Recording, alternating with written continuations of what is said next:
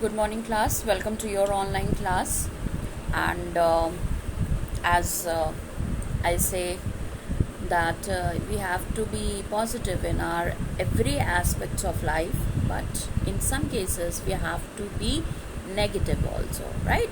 I hope that you all are doing well, and let's start today's topic. That is, we will continue with the topic of NPE 1986. We have completed some points, some chapters of NPE 1986, and we were doing chapter 4.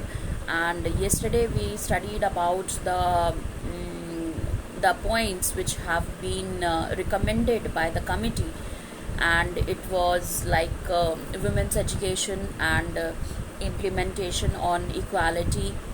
All these points were discussed yesterday in the class, and now today we are continuing that topic only. And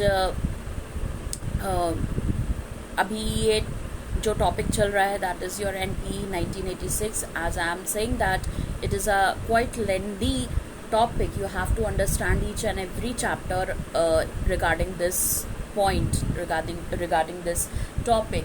So you have to be very careful, very attentive. You have to be very attentive while studying this topic. Okay, so let's start with today's class, and we will know about what implementations or what recommendations have been given by the committee regarding scheduled caste, right? So it says that the central focus in the SC's educational development is their equalization with the non-SC population at all stages and levels of education. In all areas and in all the 4 dimensions: rural male, rural female, urban male and urban female. Basically इनका ये मतलब है कि जो SC category है, जो schedule caste के लोग हैं, उनको असल में हमेशा से उनको समाज में उठने नहीं दिया गया. ठीक है, उनको बहुत दूसरी नज़रों से उनको देखा गया और उनको गलत तरीक़ों से ट्रीट किया गया. तो उस चीज़ को वो कहीं ना कहीं जो हमारा एक गोल है हमारे देश का, इक्वालिटी, उसको कहीं ना कहीं वो डिस्टर्ब कर रहा है. तो ये जो पॉइंट अभी यहाँ पे शेड्यूल कास्ट के लिए लाया गया है वो है इक्वालिटी का. क्यों इक्वालिटी का लाया गया है? क्योंकि जितनी भी अमेंडमेंट्स हुई हैं एजुकेशन कमीशन में, वो सब कहीं ना कहीं फोकस कर रहे हैं इक्वालिटी पे. तो अगर हमारे समाज का कोई ऐसा वर्ग है जिसके साथ हम जस्टिस नहीं कर रहे हैं, तो we will be not able to do justify with the commission also.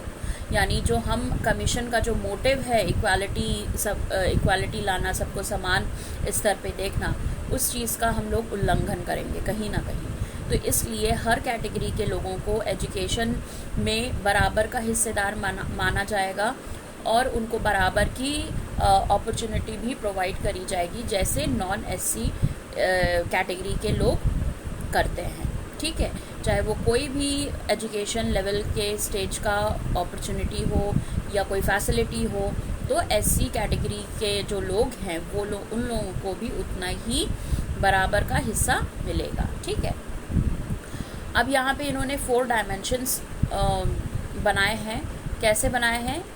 जो हमारा ग्रामीण क्षेत्र है उसमें मेल और फीमेल का बनाया है, और जो हमारा सिटी का क्षेत्र है यानी अर्बन क्षेत्र है उसको भी सिटी और मेल और फीमेल में इन्होंने डिवाइड कर दिया है.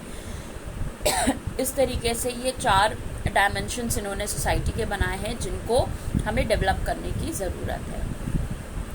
फिर यहाँ पे जो नेक्स्ट पॉइंट कह रहे हैं, the measures contemplated to for this purpose include. यानी ये जो शेड्यूल कास्ट के लिए यहाँ पर बात कही गई, यानी इक्वालिटी को मेंटेन करने की जो बात कही गई है, उसको इक्वालिटी को मेंटेन करने के लिए यहाँ पे कुछ मेजर्स बनाए गए हैं. यानी किस तरीके से हम लोग इक्वालिटी समाज में SC कैटेगरी के लोगों के लिए लाएंगे. तो पहला ये क्या कहते हैं कि incentive to indigent family to send their children to school regularly till they reach the age 14. यानी यहाँ पे एक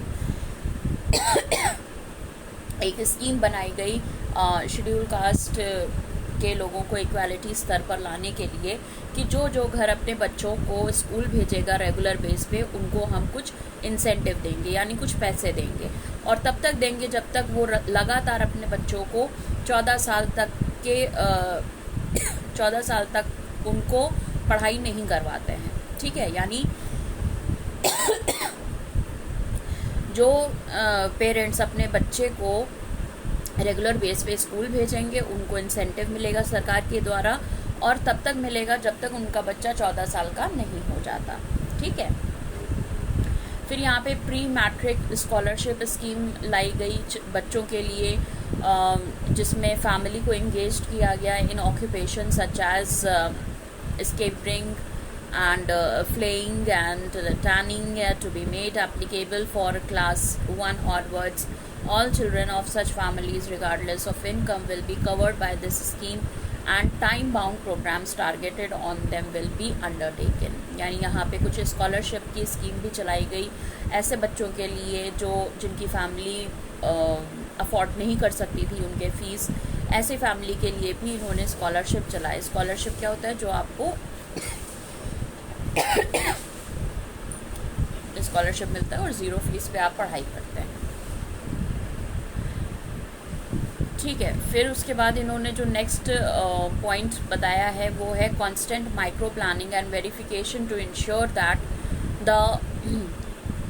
the enrollment, retention and successful completion of course by SC students do not fail at any stage, and provision of remedial courses to improve their prospects for further education and employment. यहाँ पे basically क्या कहा जा रहा है? Micro मतलब छोटा। ठीक है, कहीं भी आप अगर ये वर्ड देखते हैं माइक्रो और मैक्रो वर्ड देखते हैं, एक होता है माइक्रो, एक होता है मैक्रो। अगर आप माइक्रो वर्ड कहीं भी देखते हैं तो उसका मतलब होता है कि छोटे स्तर से। ठीक, और मैक्रो वर्ड अगर कहीं देखेंगे तो वो होता है बड़े स्तर पे। तो यहाँ पे क्या कहा जा रहा है कि कांस्टेंट माइक्रो प्लानिंग मतलब छोटी छोटी प्लानिंग करना, and verification to ensure that the enrolment, यानी कि हमें छोटी छोटी प्लानिंग करना होगा, यानी जो एससी कैटेगरी के जो लोग हैं उनसे हमें जुड़ना होगा जिससे हम उनकी छोटी छोटी प्रॉब्लम को समझ पाएँ और उन छोटी छोटी प्रॉब्लम्स के अकॉर्डिंग हम अपनी प्लानिंग करें, और ये इंश्योर करें कि जो एससी कैटेगरी के जो बच्चे हैं जिनका एनरोलमेंट स्कूल या कॉलेजेस में हो रखा है वो कम ना हो। ठीक है, वो किसी भी तरीके से कम ना हो, फॉल ना हो। ठीक है, फिर यहाँ पे इन्होंने कहा है कि recruitment of teachers from schedule caste. अब यहाँ पे अगर बच्चे शेड्यूल कास्ट के इनरोल हो रहे हैं तो ऑब्वियसली बात है कि अगर इनरोल हो रहे हैं तो वो पढ़ाई लिखाई करके अपनी फिर आगे भी बढ़ेंगे। तो यहाँ पे एक हम लोग ये भी कर सकते हैं कि जो शेड्यूल कास्ट के लोग हैं उनके अर्निंग के लिए हम एज अ टीचर भी उनको अपॉइंट कर सकते हैं जिससे कि वो अपनी फैमिली की अर्निंग कर सकें। ठीक है, फिर provision of facilities for SC students in students hostels at district headquarters according to a phased programmes, यानी हर डिस्ट्रिक्ट में एससी स्टूडेंट्स के लिए हॉस्टल प्रोवाइड होगा। ठीक है, और जिससे कि उनको अगर रहने की मतलब बहुत दूर है उनका घर स्कूल से या कॉलेज से तो उनको रहने की भी सुविधा यहाँ पे प्रोवाइड करवाई जाएगी। फिर उसके बाद ये कहते हैं location of school buildings, balwadis and adult education centres in such a way as to facilitate full participation of the schedule caste. तो यहाँ पे जो भी स्कूल बिल्डिंग्स बनेंगी या बालवाड़ी के जो भी बिल्डिंग्स होंगी या एडल्ट एजुकेशन से रिलेटेड कोई चीज़ होगी तो ये ख़ास ध्यान रखा जाएगा कि यहाँ से मतलब चाहे वो बालवाड़ी हो, चाहे वो एडल्ट एजुकेशन के रिगार्डिंग कोई बात हो या स्कूल बिल्डिंग के रिगार्डिंग कोई बात हो, हम मतलब हमें पूरा का पूरा ध्यान देना पड़ेगा कि ऐसे बच्चे कहीं वंचित ना हो जाएं। ठीक है, तो हर तरीके की फैसिलिटी उनको प्रोवाइड करवाएंगे। Then they say that the utilisation of Jawahar Rozgar Yojana resources so as to make substantial educational facility available to the schedule caste. अब यहाँ पे एक योजना और आपको पता चली कि जवाहर रोजगार योजना चलाई गई थी, यानी कि जो बच्चे हैं अगर मान लीजिए वो 18 साल के बच्चे हो गए हैं, 18 एज पार कर चुके हैं, तो वो इस योजना के तहत उनको नौकरी मिल सकती है और वो अपना रोज़गार शुरू कर सकते हैं या अर्निंग्स अपनी कर सकते हैं। ठीक है। फिर उसके बाद इन्होंने कहा कांस्टेंट इनोवेशन। इनोवेशन का मतलब होता है नवाचार। ठीक, इनोवेशन का मतलब होता है चेंज। ठीक है, किसी चीज़ को बदल देना या थोड़ा सा उसमें एग्जिस्टिंग चीज़ों में कोई हल्का सा छोटा सा बदलाव करना इज़ नोन एज इनोवेशन। तो ये कहते हैं कि constant innovation in finding raw methods to increase the participation of the scheduled caste in the educational process। यानी हम हमेशा कोशिश करेंगे कि हम लगातार कुछ ऐसे ऐसे स्टेप लेते रहें, कुछ ऐसे ऐसे चेंजेस करते रहें जिससे कि जो शेड्यूल कास्ट के जो बच्चे हैं वो एजुकेशन में पूरा अपना पार्टिसिपेट दे सकें, यानी उनके अंदर जो इन्फीरियरिटी कॉम्प्लेक्स होती है वो हटा सकें। ठीक है। फिर उसके बाद इन्होंने कुछ बातें शेड्यूल ट्राइब्स के लिए भी कही हैं। ये कहते हैं कि priority will be accorded to opening primary schools in tribal areas and the construction of school buildings will be undertaken in these areas on a priority deals under the normal funds of education as well as under the Jawahar Rozgar Yojana tribal welfare scheme. अब यहाँ पे schedule tribes की बात हो रही है। Schedule tribes क्या हो गया, जो बहुत बीहड़ एरिया में रहते हैं, जो बहुत मतलब ऐसे कास्ट के होते हैं जो डेवलप नहीं कर पाते हैं। बहुत सारे आपको ऐसे कास्ट मिलेंगे जो जिनका समझ लीजिए कि आज भी वो मतलब इतने डेवलप नहीं है जितने आप और हम डेवलप हैं। तो ऐसे लोगों को हम शेड्यूल ट्राइब्स में रखते हैं। और यहाँ पे जो कही जा रही है बात वो ये कही जा रही है कि जो शेड्यूल ट्राइब एरिया जो होगा वहाँ पे हम स्कूल खोलेंगे, प्राइमरी स्कूल खोलेंगे, जिससे कि जो वहाँ रह रहे बच्चे हैं उनको भी शिक्षा मिल सके और प्लस जो स्कूल बनेंगे मतलब जो कंस्ट्रक्शन होगा उसमें वहीं के लोगों को हम इन्वॉल्व करेंगे जिससे कि रोज़गार बढ़ेगा। ठीक है। फिर ये कहते हैं the socio culture milieu of the STs यानी शेड्यूल ट्राइब्स के बारे में कह रहे हैं has its distinctive characteristics including in many cases their own spoken languages. This underlines the need to develop the curriculum and devise instructional material in tribal language at the initial stages with arrangements for switching over the regional language। अब चूँकि जो हमारे schedule tribe के लोग हैं, जो citizen हैं, उनकी ज़्यादातर जो है क्या होती है कि लैंग्वेज उनकी अलग होती है। ठीक है। जैसे आप अगर छत्तीसगढ़ की तरफ चले जाएं तो वहाँ पे आपको शेड्यूल ट्राइब्स काफ़ी हैवी अमाउंट में मिलेंगे, या और छत्तीसगढ़ हो गया आपका, झारखंड हो गया। ठीक है। इन सब जगहों पे, बंगाल की तरफ आप चले जाइए तो इन सब जगहों पे आपको शेड्यूल ट्राइब्स के लोग ज़्यादा मिलेंगे। तो ये जो शेड्यूल ट्राइब्स के लोग होते हैं इनकी बेसिकली लैंग्वेज भी अलग होती है। ठीक है। तो यहाँ पे सरकार ने कहा कि हम सोसाइटी के अकॉर्डिंग कल्चर को डेवलप करने की कोशिश करेंगे और इसमें हमें जो शेड्यूल ट्राइब्स के जो लोग रह रहे हैं उनकी जो लैंग्वेज है उसका भी पूरा हमें ध्यान रखना है, यानी उसकी भी हमें पूरी रिस्पेक्ट करनी है और इस तरीके से उनको पढ़ाई प्रोवाइड करवानी है कि जो उनकी रीजनल लैंग्वेज है वो डिस्टर्ब ना हो। ठीक है। फिर ये कहते हैं कि educated and promising schedule tribe youth will be encouraged and trained to take up teaching in tribal areas.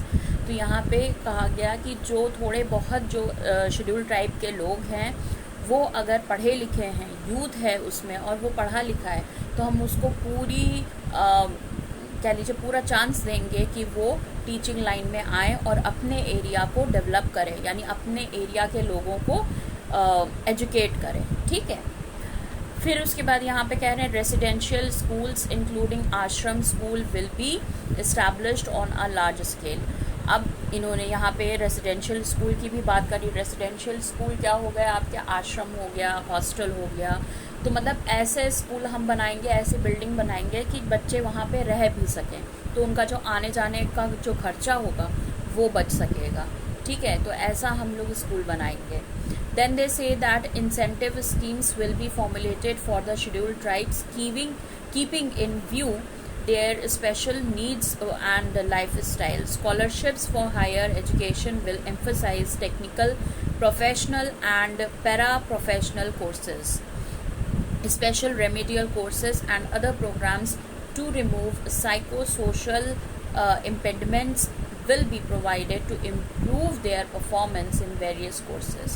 तो बेसिकली इनका क्या कहने का मतलब है कि हम लोग इंसेंटिव प्रोवाइड करवाएंगे, यानी थोड़ा हम लोग फाइनेंशली ऐसे शेड्यूल ट्राइब्स के लोगों की मदद करेंगे, जिससे कि वो अपनी पढ़ाई, स्कूली पढ़ाई भी पूरी कर सकें, और प्लस जब वो हायर एजुकेशन की तरफ जाएंगे तो हम उनको स्कॉलरशिप भी प्रोवाइड करेंगे। ठीक, अब जब लोगों को पैसे मिलेंगे, स्कॉलरशिप मिलेगी, फ्री में उनको एजुकेशन दी जाएगी, तो लोग इनकरेज भी होंगे।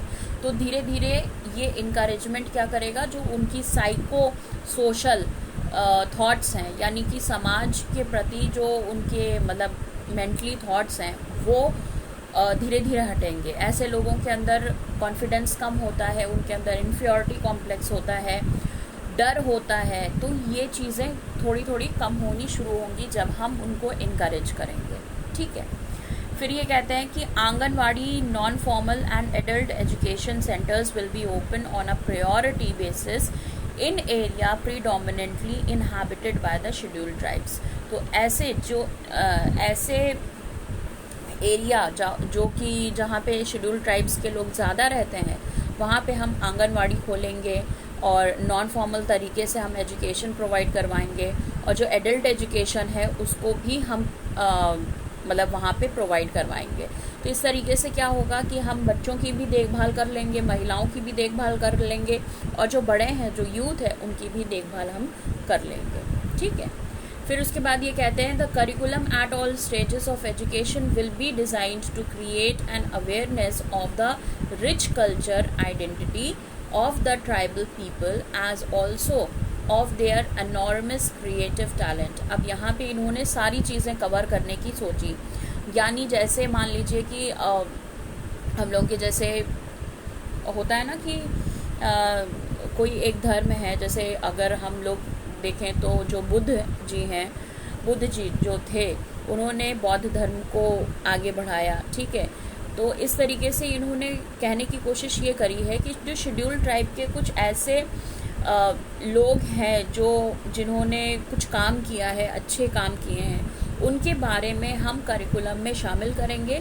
जिससे कि ऐसे कैटेगरी के लोग या ऐसे ट्राइब के लोग अपने ही लोगों के बारे में उनको जानने का मौका मिले, जिससे कि वो इनकरेज होके अपने एरिया से या अपनी लाइफ से थोड़ा सा आगे बढ़ें, अपने आप को डेवलप करें।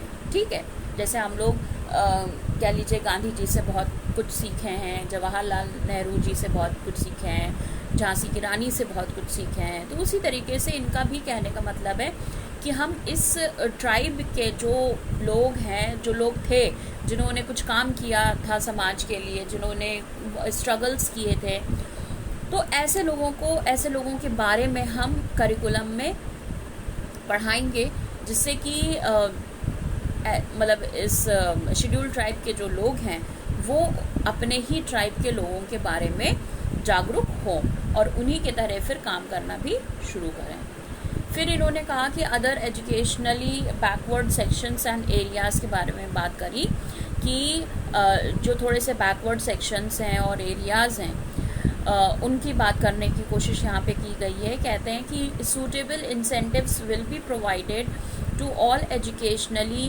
Backward sections of society particularly in rural areas. तो यहाँ पे इन्होंने जो फोकस रखा है वो कौन सा एरिया रखा है, रूरल एरियाज़, यानी रूरल एरिया में जो बैकवर्ड क्लासेस के जो लोग रहते हैं उनके ऊपर इन्होंने फोकस करना शुरू किया है। दे से दैट फर्दर दे से that hill and desert districts, remote and inaccessible areas and islands will be provided adequate institutional infrastructure। अब क्या होता है कि जो पहाड़ी एरिया में जो लोग रहते हैं या हिल स्टेशंस पे जो लोग रहते हैं या रिमोट एरिया में जो लोग रहते हैं, रिमोट एरिया का मतलब हो गया कि वहाँ पे जो आम फैसिलिटीज़ है वो वहाँ पे नहीं पहुँच पाती है। ठीक है, कोई सेंसिटिव एरिया हो गया जहाँ पे लड़ाई झगड़े की ज़्यादा उम्मीदें होती हैं या कोई टेररिस्ट की उम्मीद होती है, तो ऐसे एरिया में इन्होंने कहा कि हम पूरी कोशिश करेंगे कि जो इंस्टीट्यूशनल इंफ्रास्ट्रक्चर है वहाँ तक पूरा का पूरा हम सेटअप अपना बना सकें। यानी अगर आप कहते हैं कि डेजर्ट एरिया में भी रह रहे हैं तो वहाँ से भी आप मतलब अपनी पढ़ाई को एक्सेस कर लें, या आप अगर हिल स्टेशंस पे रह रहे हैं तो भी आप अपनी पढ़ाई को एक्सेस कर लें। तो बेसिकली हम क्या कर रहे हैं कि हम ओवरऑल जितने भी दुनिया में मतलब हमारे देश में जितने प्रकार के लोग रहते हैं उन सभी को हम अपने एजुकेशन की तरफ कवर करेंगे। ठीक है, एजुकेशन से या एजुकेशन के थ्रू हम उनको कवर करेंगे। ठीक है, फिर नेक्स्ट ये बात करते हैं माइनॉरिटीज़ की। अब ये क्या कहते हैं माइनॉरिटीज़ के बारे में कि some minority groups are educationally deprived और बैकवर्ड, यानी कुछ माइनॉरिटी ग्रुप्स ऐसे भी होते हैं जो एजुकेशनली डिप्राइव्ड होते हैं, यानी एजुकेशन उन तक पहुंचती तो है लेकिन वहाँ पे वो एजुकेशन डेवलप नहीं हो पाती है, जिससे क्या होता है कि जो वहाँ का स्तर होता है वो और गिरने लगता है। तो ये चीज़ यहाँ पे कह रहे हैं कि greater attention will be paid in to the education of these groups in the interest of equality and social justice. तो अगर ऐसे एरिया हैं जहाँ पे शिक्षा शुरू तो हुई थी लेकिन वो आगे नहीं बढ़ पाई, तो ऐसे एरिया को भी हम कवर करेंगे और हम पूरी कोशिश करेंगे, पूरा हमें ध्यान देना होगा कि ऐसे एरिया में पूरी इक्वालिटी हो और सोशल जस्टिस भी लोगों को मिले, यानी समाज में उनको पूरा का पूरा बराबर का हकदार हो वो लोग। ठीक है, this will naturally include the constitutional guarantees given to them to establish and administer their own educational institutions and protection to their language and culture. Simultaneously, objective will be rejected in the preparation of textbooks and in all school activities, and all possible measures will be taken to promote an integration based on appreciation of common national goals and ideals.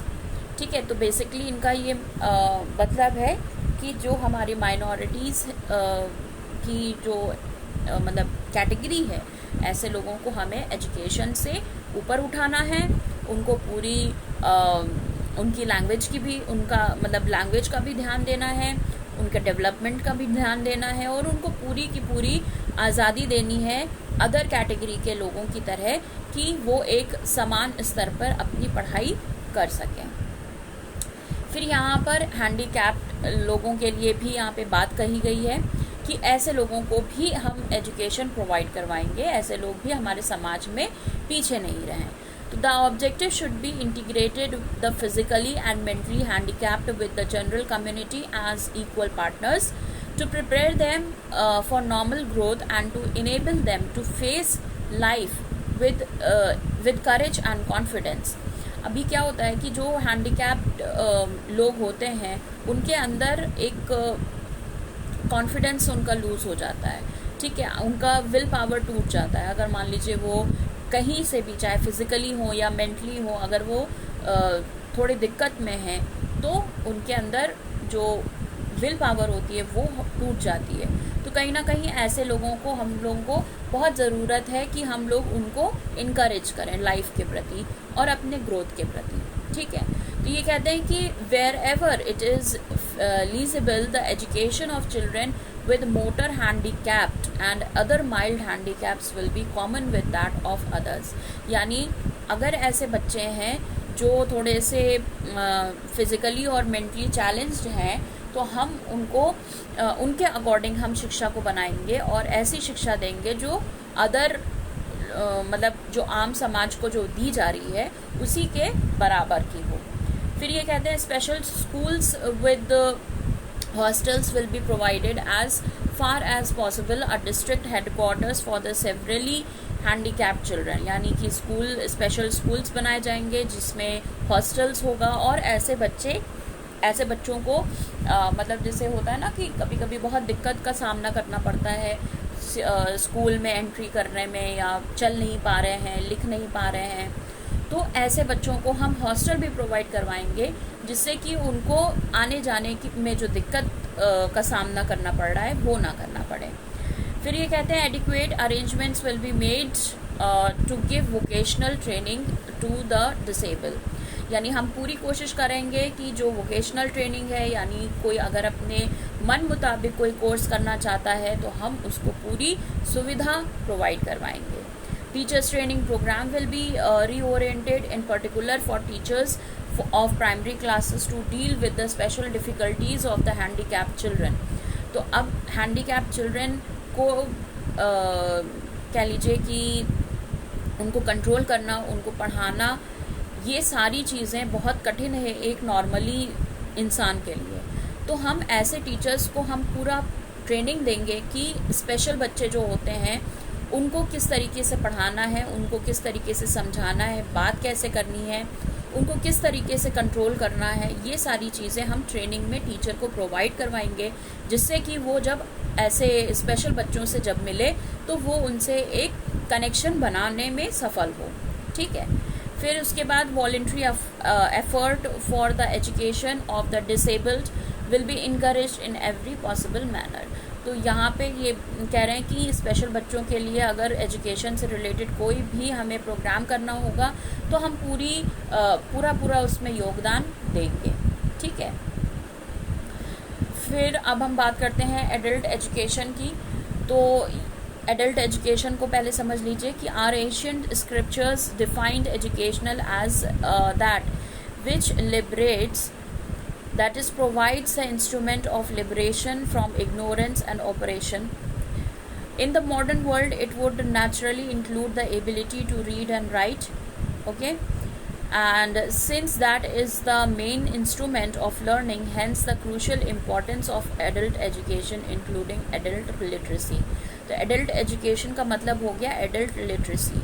Adult literacy का मतलब हो गया कि जो भी 18 साल से बड़े लोग हैं जो वो एडल्ट में आ जाते हैं, और उनकी एजुकेशन, यहाँ पे जो एडल्ट एजुकेशन का मतलब हो गया कि जो 18 साल के ऊपर के लोग हैं वो लिखना और पढ़ना कम से कम सीख सकें।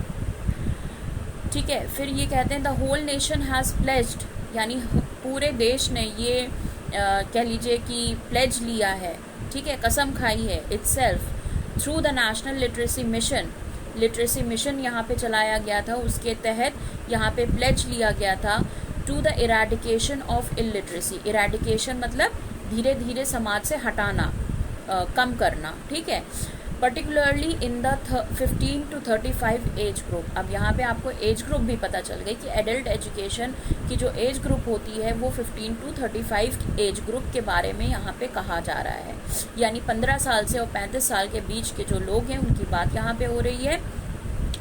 ये कहते हैं कि through various means with special emphasis on total literacy campaigns, the central and state government, politically parties and their mass organization, the mass media and educational institutions, teachers, students, youth, voluntary agencies, social activities groups and employees must reinforce their commitment to mass literacy campaign, which include literacy and functional knowledge on and skills and awareness among learners about the socio-economic reality and the possibility to charge it।